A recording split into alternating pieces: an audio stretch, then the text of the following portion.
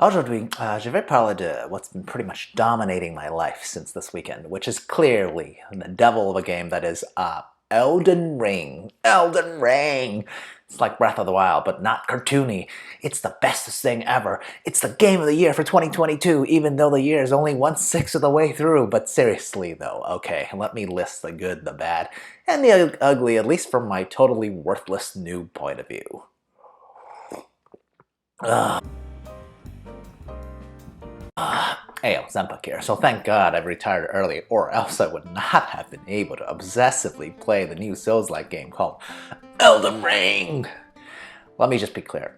I kind of love this game, right? I can't say I absolutely love this game because I'm still in the earlier stage of the game, at least based on what I've read on the internet, so my goal today is just to summarize my personal observation as a long-time gamer, but a relatively new Souls type of game player, right? Oh yes, by the way, support me, comment, like, subscribe, share, all that social media nonsense. Or don't.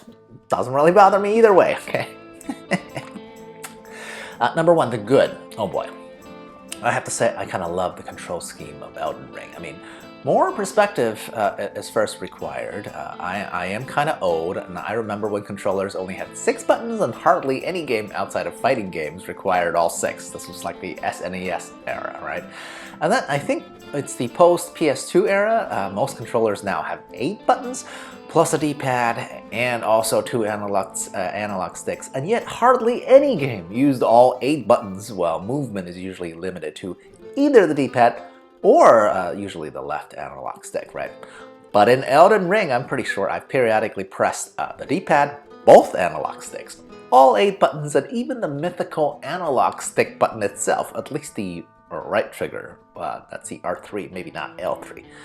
But my point is, maybe previous Souls games have already done this, but I'm pretty new to the genre, and I really love the fact that the control schemes take full advantage of my PS4's controller's capabilities. So when I lose, I can't say, oh well, I didn't have enough flexibility and was stuck switching weapons or swapping potions or whatnot. The flip side of the argument, of course, is that I'm going from playing simple games that uses probably only 4 buttons to a game that uses 8 or 9 buttons, and I still make tons of mistakes, right? I regularly roll when I mean to jump or swing my staff instead of casting a spell from it. So yeah, a better or more logical control scheme does not a better player make, right? But at least the ceiling for how well I could control my character is significantly higher in this game than the type of retro action platform games that I've been playing more recently, right? Point number 2, the bad. Yeah, this game, Elden Ring, teaches you almost literally nothing about how to actually play itself.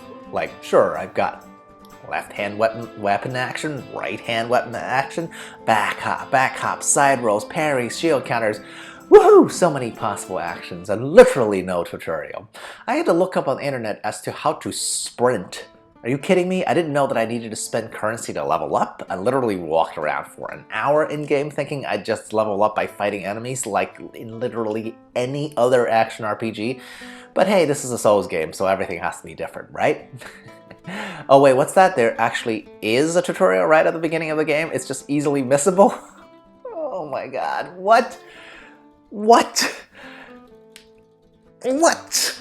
This drives me absolutely bonkers, okay? How will a fantastic game like this gain a wider audience if the barrier to entry is this high, right? Why should a tutorial not be literally shoved in my face? Seriously, I would like an NPC to literally prompt me and say, hey man, are you sure you don't want to sign this iTunes user agreement?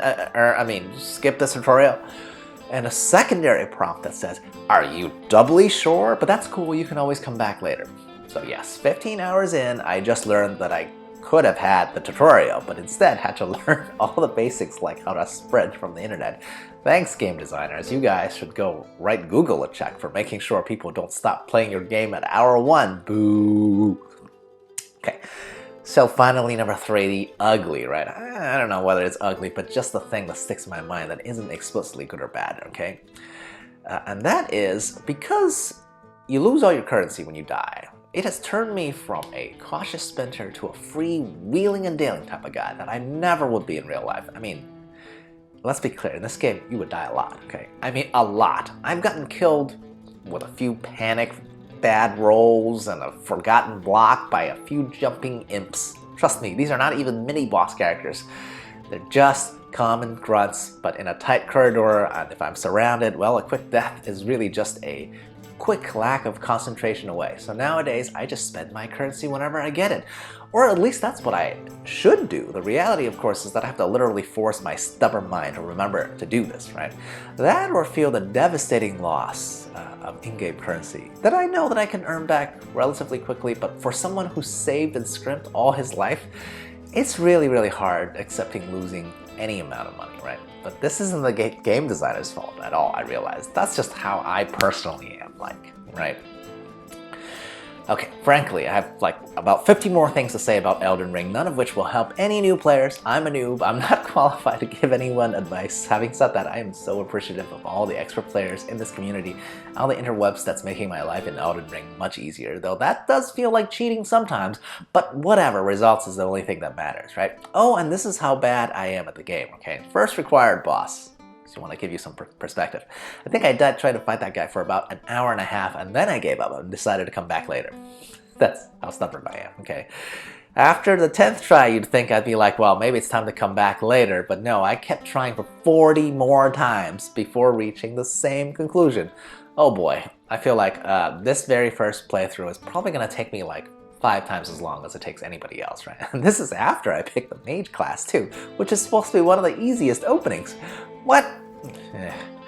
I feel like I also just look more haggard this week. Can you guess why? Oh, it's because I've been staring at Elden Ring for hours on end. Let's go! Okay, now I need to get back to the game. Okay, cheers, à la prochaine!